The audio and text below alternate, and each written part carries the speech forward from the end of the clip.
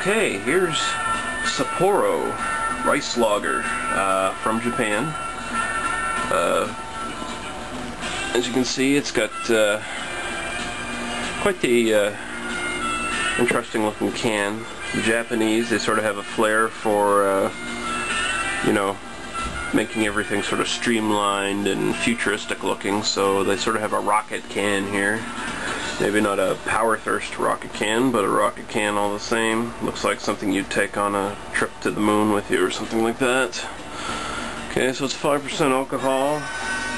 As I said, it's a rice lager. All the Asian beers I've run into so far have usually been rice based, and most of them are lagers, Pilsner type beers. Hopefully one day I'll come across some different types of Asian beers, maybe like a porter or a stout or something like that, or even just an ale. Now I think Sapporo is probably the most famous Japanese beer, the most widely known. It's either that or Kirin lager, I believe.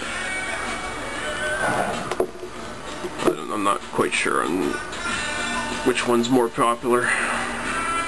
But those are the two brands that are usually widely recognized around the world anyway. Okay.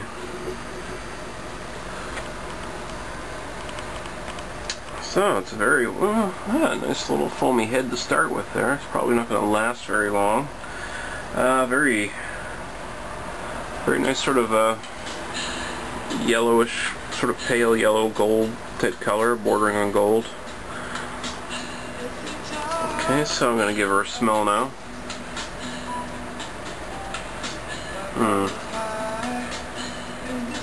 Sort of has a very,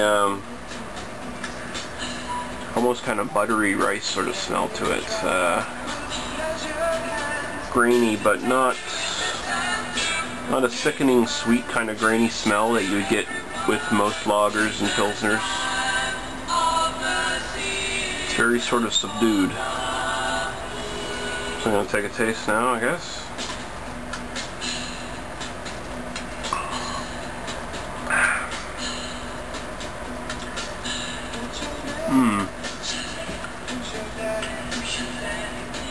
Sort of a bitter, grainy taste.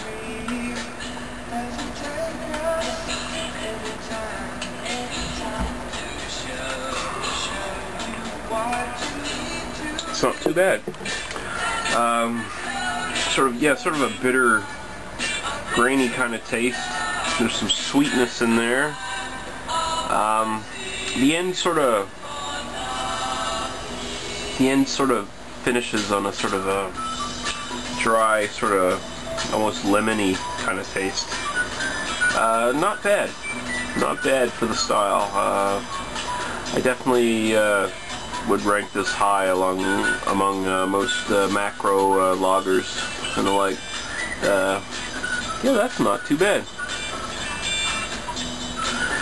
I'd have to, yeah, give that another taste before I finish here. I haven't had Sapporo in a long time, so I couldn't remember what it tasted like.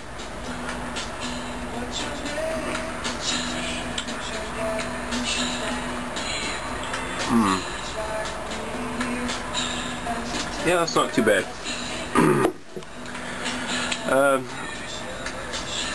I give it about I'm not a big fan of lagers and pilsners, to be quite honest with you. This isn't too bad for the style, especially for a macro beer. Yeah, that'd probably go good with some food, Japanese food, perhaps. I give it a 2.5, bordering on a 3 out of 5. It's definitely a recommendation anyway, to try it out. It's nothing earth-shattering, but it's a decent variation on the style anyway. So yeah, if you come across Sapporo and their giant rocket cans, give her a try.